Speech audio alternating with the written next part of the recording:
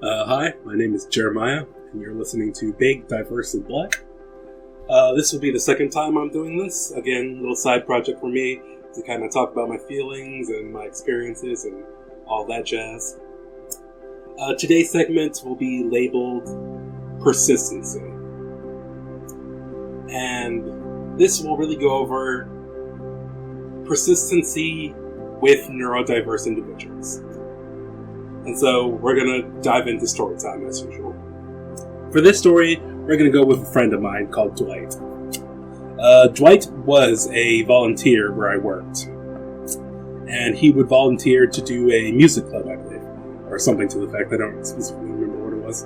But I believe it was a music club where they got to make beats and stuff on our MacBooks. And it's not really that important. He was teaching them how to make beats, how to make loops, and then they would make small music. And I just remember, because at the time I didn't have a way to get home, so we had specific drivers that would drive the kids home, and then afterwards they would drive me home. And eventually Dwight would notice this. And I remember the first time Dwight asked me, he's like, "Yo, I see you get a ride home from driver X. You want me to take you home?" And as an introvert, and neurodiverse introvert, my first thought is I don't want to inconvenience him. So I'm like, no, it's fine. And he's like, "Okay, well, if you ever need a ride, I'll add the boy." And so, okay. And so this just continued for the next couple of months. He would come in, he would do his little music club, and then afterwards he would see me, and occasionally he would see me sitting there because I would finish my job and I would sit quietly in a corner because that's just what I do. I like to stay out of the way if necessary, and he would see me sitting there waiting for my ride and go, "Hey, you need a ride home?" And of course I don't want to be a bother. I'm like, no. And he'd go, "Okay, well, if you ever need a ride." And so we go on our way. One day, there was either rainstorm or snowstorm. It was Michigan, so I assume snowstorm. Michiganders, you'll know this is probably true. It could have been a rainstorm, I don't remember, but the point is, there's a weather storm. And we were a little bit behind on driving. We only had one driver, and there was a weather effect in the case, so getting the kids home was a little bit slower than usual. And so, again, we finished up work, I did my business, and I'm waiting in the hallway, this time with the kids. And Dwight just walks up and is like, "Hey, you need a ride home?" Now, at this time, I really started to think it over. I think driver X still has 1.5 more batch of kids to pick up. And then after all that, he's going to have to drive me home, which is an additional 5 to 10 minutes of his time. And then again, Dwight is right here, ready to go. Now, I do just happen to live at the time right down the street, so it wasn't like he was going all the way out to Africa or anything. It was literally going down the street, so I'm like, logically speaking in my mind, this just makes sense. He's offering, I either inconvenience the driver X more than normal, or I inconvenience Dwight a little bit. And so in my mind, again, it wasn't an inconvenience for him. You can see my mindset and how I kind of interpret that, but that's a whole other issue I need to work on, but not the point. But so I decide to finally go, "Sure." He's like, "Really?" I'm like, yeah, if you want to. Only if you want to.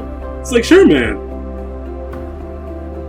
And so we go to his, I forget what it is. I think it's a Jeep or something. I don't know, Dwight, you can tell me what car you have. And we go to his Jeep, and his car is really spacious and big, and it's still one of my favorite, as a big dude, it's still one of my favorite cars to sit in, because it's just so much leg room, and it's so awesome, and just, as a big dude, I'll never not enjoy that. And just, he's trying to make me comfortable, "You got enough room? You good?" And I'm like, yeah, this is actually a really good seat. And so he just drives me home, and he's like, And we were talking for a little bit and about the day, and he's like, well, if you ever need a ride home, come talk to me, man. And this is what I like to call stage 1 of breaking the law. Inadvertently. I hadn't even known it at the time, but this is stage 1 of breaking the law. So, fast forward a little bit, and we still are working together. And I had started to take his invite to get a ride home a little bit more frequently. If there was ever a situation like day X where, like, you know, driver X has 3 more batches to do, or if it was ever just less of an inconvenience for him than it would be for anybody else, I would think, okay, he wants to, I'll just do that. And so he would drive me home on occasion. Just continue to chip away at that wall. And so one day, as we're about to head home, because I had already agreed to let him give me a ride, he's like, hey, you want to stop by buy some food? Now, at the time, I don't openly eat out with other people. At the time. I would go out with my family to Chili's or something, but that was very rarely. Like, I do not go out to eat with other people. It's a thing for me. And just, I was like, no. He's like, okay, I'm sorry. And he just took me home. I'm like, I'm sorry, I didn't mean to be rude. I just don't want to eat. He's like, Dwight, you'll never know how much that meant to me. He's like, it's okay, dude. Just thought if you were hungry, we could go out and eat. And so this continues, and he drives me home occasionally.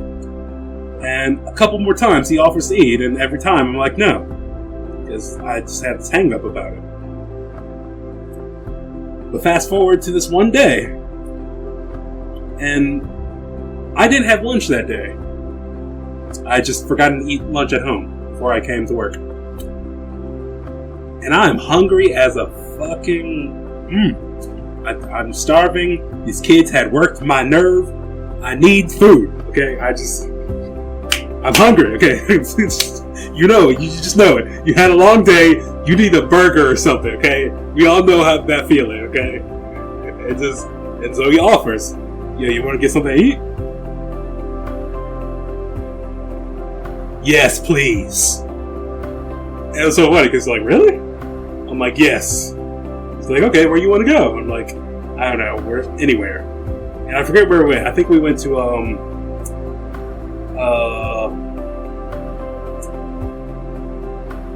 like Arby's or something.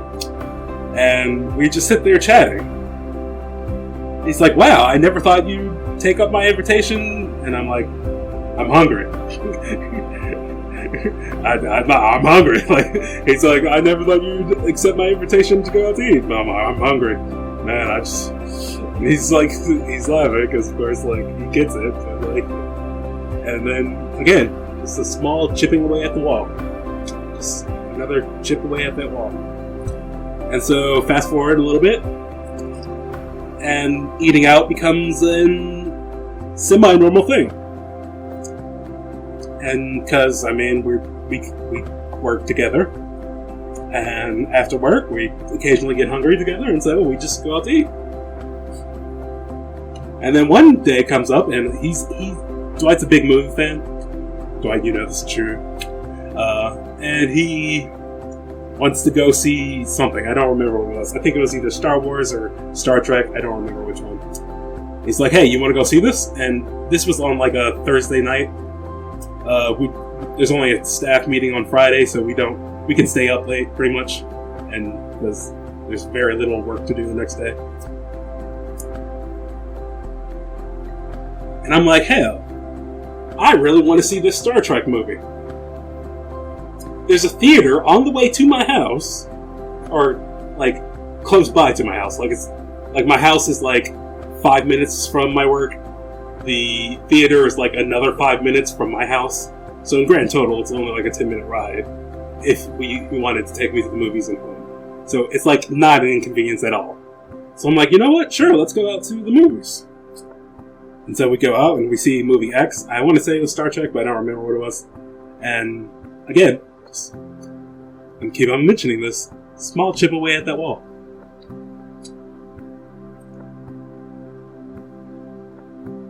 And so, again, now this becomes a regular thing. And now we're going to see almost every Star Wars movie together. Almost every Marvel movie together. Almost every sci-fi movie together. And eventually I come to realize that of my normal habits, A1, never going home with anybody but Driver X, that is not the case. Dwight has broken down my wall, and I am now, like, I go home more with Dwight than anybody else. And again, this rule, I don't eat out unless it's with family, is completely shattered. Because now I'm going out to eat with Dwight on a almost weekly basis, and everything's good, and just, again, it's now a regular occurrence. And now every, like, maybe once a month, we're going to see movie X because we want to see it. And the reason why I bring this up is that key word for the segment, persistence. Dwight, for whatever reason, persisted. He saw I needed a ride home. He would ask me every day, do you need a ride home? Do you need a ride home? Do you need a ride home? I, of course, denied him for like several months until eventually I got a ride home from him. And then he would just ask, are you hungry? Are you hungry? Are you hungry? Guess what? Eventually I was hungry, and I'm like, yeah. And eventually that became a regular thing too. Finally, you want to go see a movie? Hell yeah, I want to go see a movie. And it's funny, because the movie, at that time, wasn't even I don't want to inconvenience him. It's, yeah, I want to see that movie. He wants to go see my movie. Hell, let's just go see that movie. And I can never express to Dwight, and I guess I'll send you this after I'm done editing and everything, just how much he, like, has opened me up to being more social. Because now I can go out to eat with coworkers. I can go out to the movies with friends. And just, like, and it's now a normal thing for me. And it started with this one little volunteer who just happened to just keep on bothering. I say bothering me, you know you did not bother me. But keep on asking me, do you need a ride home? And his persistency to just offer his kindness over and over and over again, chipping away at my wall until eventually I became so comfortable with him that I can honestly say, Dwight, you're one of my best friends ever. And thank you for your persistency. Thank you for staying true to yourself and giving me the chance to become your friend. Because you just mean so much to me. And just the fact that, like, you kept on chipping away at that wall. And you kept on asking me and asking me and asking me. And where, as my neurodivergent self, I say, I don't want to bother him. I don't want to inconvenience him. You would keep on saying, it's fine. It's cool. I'm going home. You're on the way. And so we would hang out more and more and more. And just, now I cannot say I would be the same person without you. I just want to devote this episode to persistency. And if you ever experience a neurodiverse individual in your life and you're not sure if you're pushing the boundary, my suggestion, try it out. Because yes, you might be thinking you're pushing, you might actually be pushing their limits, but you never know when that push might help. You never know when that push will be the moment where they realize, yeah, maybe this is fun. You never know when that push will get them to see, I need to try out new things, or I want to try out new things. I never even imagined going to the movie with a coworker. I never imagined going out to eat with coworkers. Before Dwight opened my eyes to this, I always just let the driver take me home. I would never go out to eat. I would never go out to movies. I would just stay at home because that's in my mindset is the appropriate action. I need to stay in my proverbial lane, as it were. But Dwight showed me, like, hey, man, you want to see X-Men? I want to see X-Men. Fuck it, let's go see X-Men. And so it kind of just opened me up to realizing I'm almost allowed to, like, express myself and, like, want to do these things with other people. And that it's fine to ask. And, like, it's cool to, like, say, hey, you want to go see something?